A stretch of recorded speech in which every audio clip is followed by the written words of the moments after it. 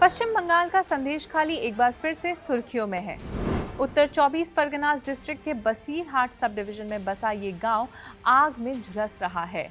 यहां महिलाओं और गांव के लोगों ने टीएमसी नेता शेख शाहजहां और उनके समर्थकों पर यौन उत्पीड़न और जमीन हड़पने का आरोप लगाया है। कौन है शेख शाहजहां? क्यों वो इतने दिन से फरार है? बंगाल की सियासत इस वक्त क्यों गर्म है?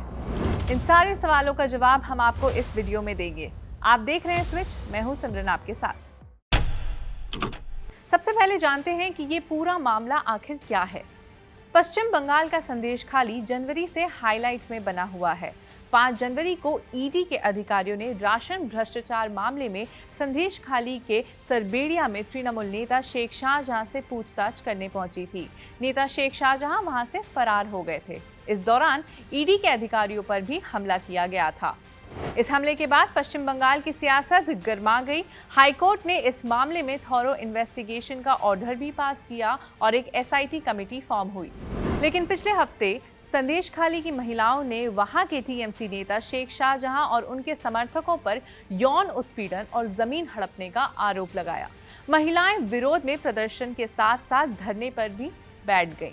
यही नहीं, उन्होंने शाहजहां के करीबी और टीएमसी नेता शिबू हाजरा के खेत और पोल्ट्री फार्म में भी आग लगा दी।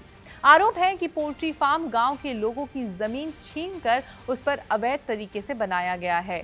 यही नहीं, यहां पर कई इलीगल काम भी किए जाते थे। महिलाओं ने यह भी कहा कि संदेशखाली में आतंक का कहर कई सालों से चलता आ रहा है। हमारा मान सम्मान जो है वो वापस चाहिए, वो मिलेंगे दोबारा से। हमारा जबरदस्ती जमीन ले लिया गया है।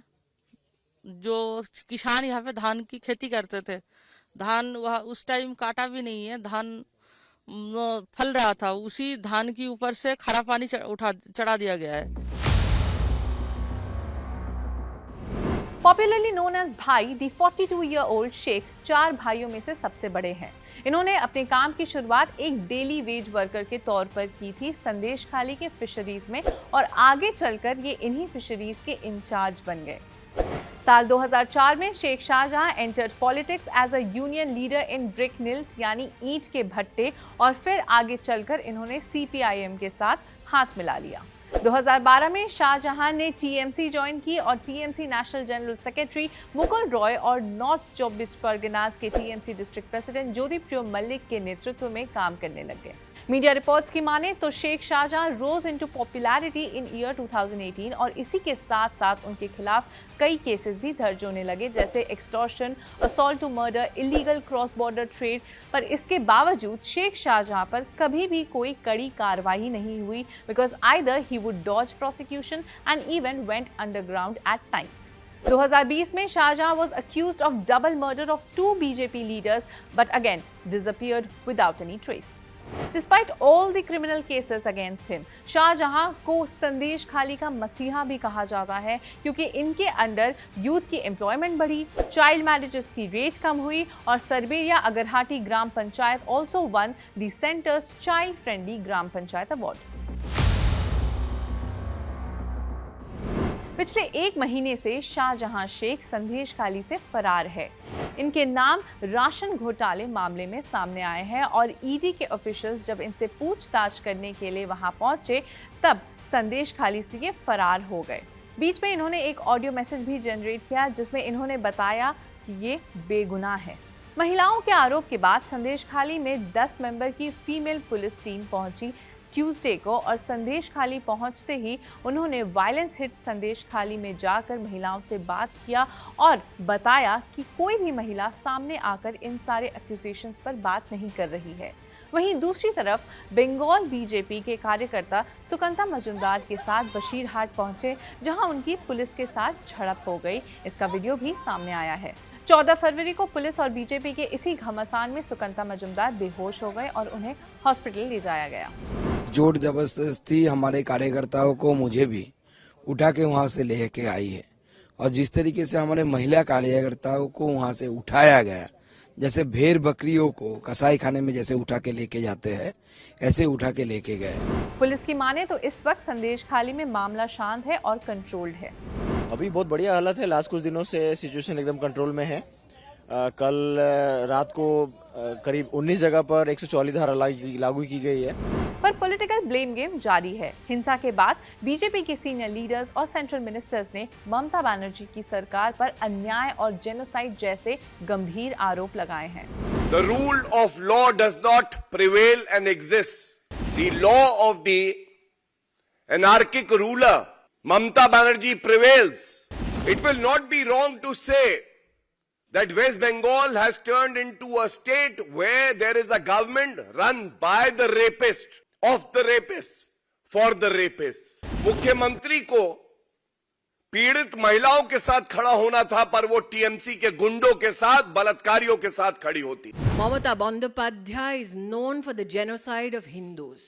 Mamata Bandyopadhyay, you have traded the dignity of SC, ST, fishermen, families and farming communities and their women for your political benefit.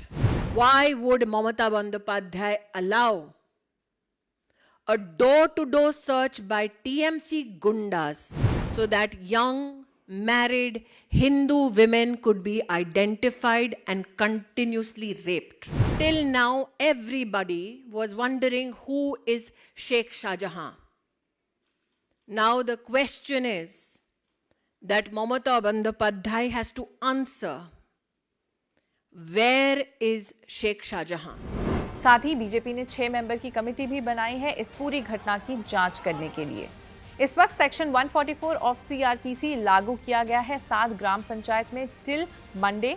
NCW ने एक ट्वीट के जरिए इस पूरे घटना पर अपनी जानकारी जताई है और सरकार से एक डिटेल इन्वेस्टिगेशन रिपोर्ट भी मांगी है। वहीं टीएमसी ने इस पूरी घटना को प्रीमेडिएटेड बताया है और बीजेपी पर यह आरोप लगाया है कि वो बंगाल में लॉ एंड ऑर्डर नहीं रहना देना चाहते हैं। These protests are basically premeditated in the sense that there is a already thought of agenda from the BJP, and this kind of a script has been written by the central BJP, and even that day the Women and Child Minister Smriti Irani mentioned in a press conference. It is more than evident that they have been told, the state BJP and the president, that you have to malign Bengal, one, and do not allow the law and order to be restored, two, and continue with this narrative that women in Bengal are unsafe. Bengal के governor CV आनंद बोस भी संदेश खाली पहुंचे और वहां पहुंचकर उन्होंने लोगों से बात की और कहा कि ये पूरी हरासमेंट की घटना काफी शॉकिंग है और इस पर वो कॉन्स्टिट्यूशन के तहत स्ट्रिक्ट एक्शन भी लेंगे। What I saw in the field, what I saw was ghastly, shocking, shattering to my senses. I saw something which I should never have seen. I heard many things which I should never have heard. If you have tears, this is the time to shed those tears. If you have sighs to heave, heave them now. That how horrible human life is, where the law cannot take its course. You know, what I saw there remind me of what Shakespeare said, the hell is empty, all the devils are here. That was the situation which was there. आरोप और प्रत्यारोप के बीच संदेश खाली और पश्चिम बंगाल के लोग झुलस रहे हैं। बीजेपी लगातार इस घटना का आरोप टीएमसी पर लगा रही है, वहीं ममता बनर्जी की सरकार अपने बचाव में डटी हुई है। आपको क्या लगता है 2024 के लोकसभा चुनाव में टीएमसी को क्या इस इंसिडेंट का असर भुगतना पड़ेगा? आप अपनी राय हमें कमेंट में बताएं और देखते रहें स्विच।